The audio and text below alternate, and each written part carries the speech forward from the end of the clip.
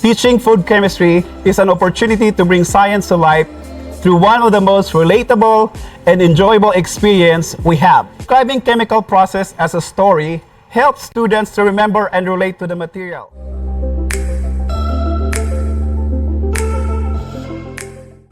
Imagine biting into a piece of chocolate. The smooth texture, the burst of sweetness, and that feeling of satisfaction. But have you ever wondered what's happening inside in molecular level? Food chemistry isn't just about what we eat. It's about understanding the complex interactions that our favorite foods taste, smell, and feel the way they do. Good afternoon, everyone.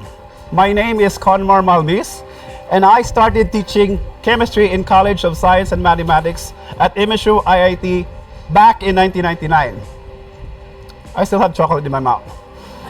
It wasn't a walk in the park actually, because I was a fresh graduate, and right after that I went to teaching. So especially that I didn't have any crash course in teaching. So nangapa jugo.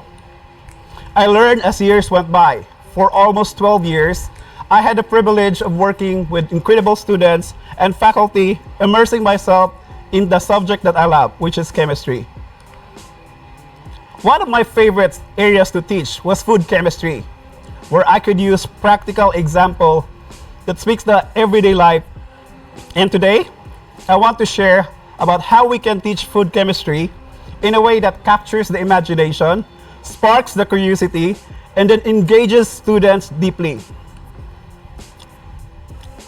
Food actually, as what you can see in front, is universal. It is something we experience every day, and it is intertwined with our culture, traditions, and even our emotions. If we're lovesick or broken or something, you go to food as your resort. When we think about teaching food chemistry, it can sometimes come across as dry, technical, distant from that everyday experience, actually. But it doesn't have to be that way. Teaching food chemistry is an opportunity to bring science to life through one of the most relatable and enjoyable experience we have. What is it? It's eating. That's very enjoyable experience. Now the question is, why is it that traditional approaches fall short when you teach something like food chemistry or other subjects? Let's start with one of the most common methods, the traditional lecture, where you have your teacher doing the one-way communication channel and then imparts knowledge to students.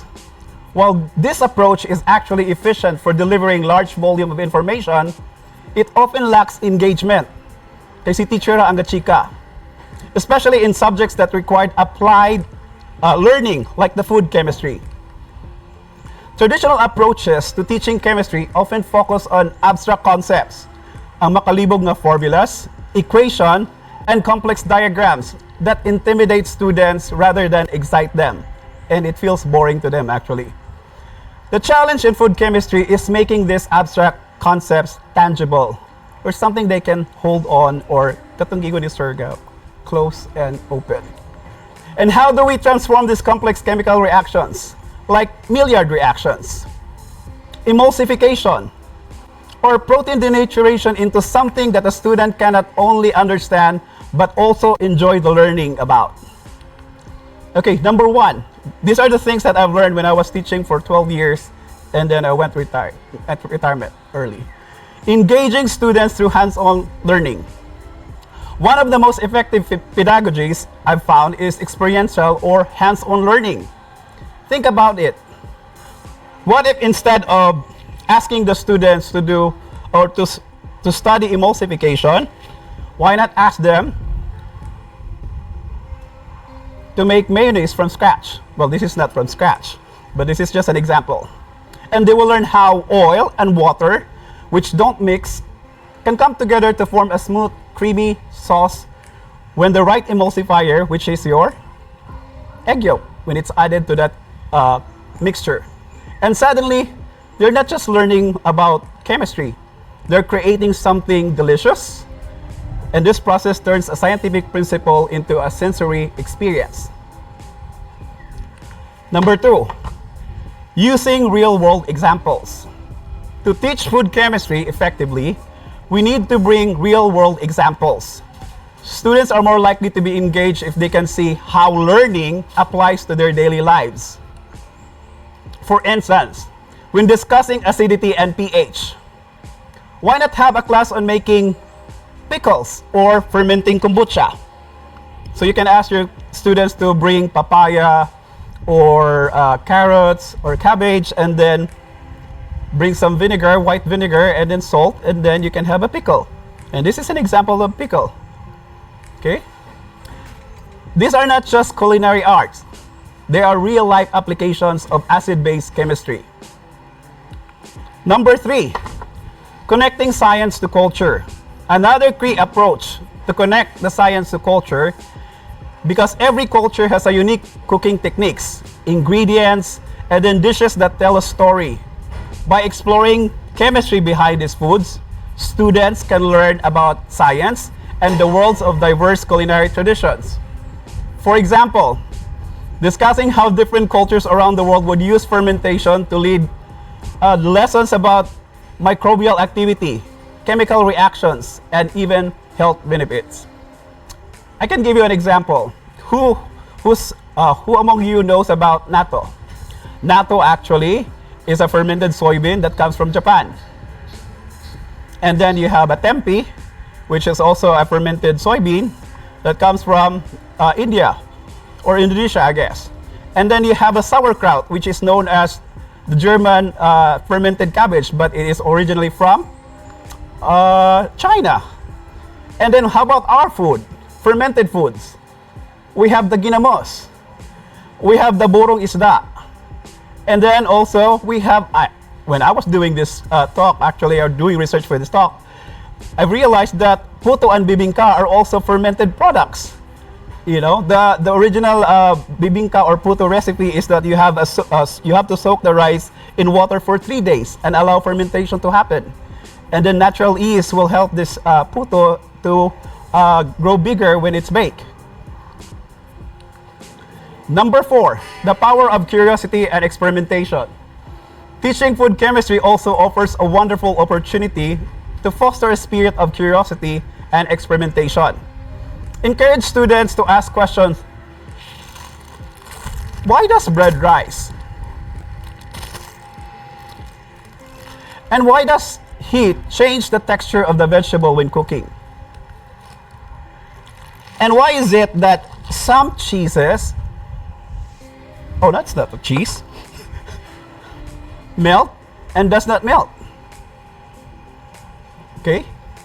Allow them to hypothesize, experiment, and find answers through hands-on activities. Another example, a student could work on project examining how various additives affects the shelf life of a food product. Can you imagine how many additives in food nowadays?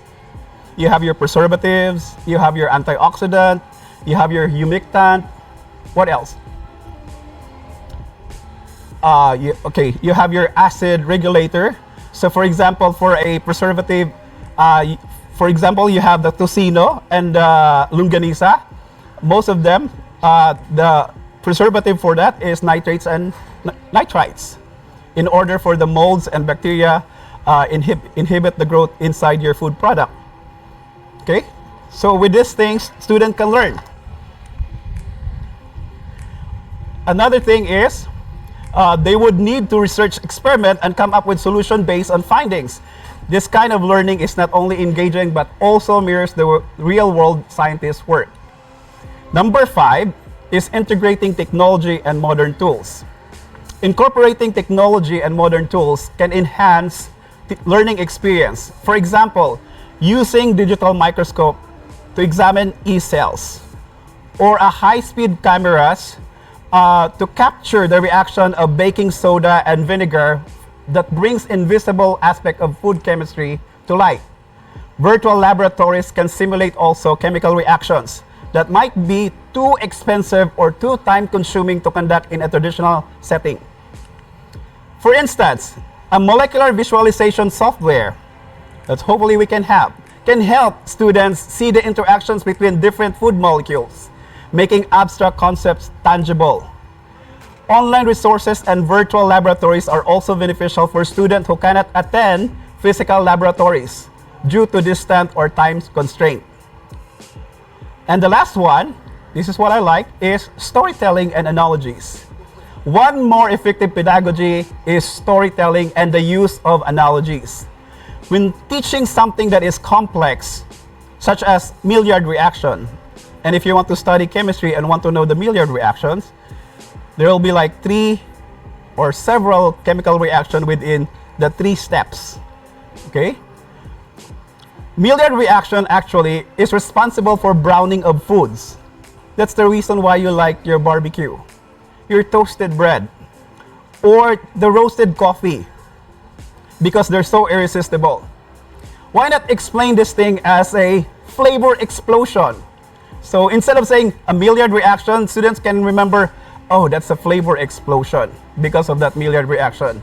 Okay, that makes the grilled meats and toasted bread and coffee so irresistible. Describing chemical process as a story helps students to remember and relate to the material. It becomes less memorizing facts and more about understanding the journey of ingredients as they transform. Imagine a classroom where students are not only learning the science of food, but also experimenting, tasting, and innovating. They're learning critical thinking, problem solving, and creativity. They're not just becoming that's just a scientist, but also a culinary artist. This is the kind of impact we have, and we can think on how we can teach food chemistry. We're preparing a new generation of food scientists who will not only understand the science, but also able to apply it in ways that improve our food system, health, and even our enjoyment of life. So, in conclusion, as we think about how we teach food chemistry, let's remember, it's not just about formulas and equations. It's about connection, curiosity, and then creativity. It's about taking something that is inherently joyful, which is food, and using it as a bridge to deeper understanding. When we engage students in this way, we're not just teaching them about molecules and reactions, okay? And we're giving them tools to explore, create, and enjoy the world around them in new and exciting ways.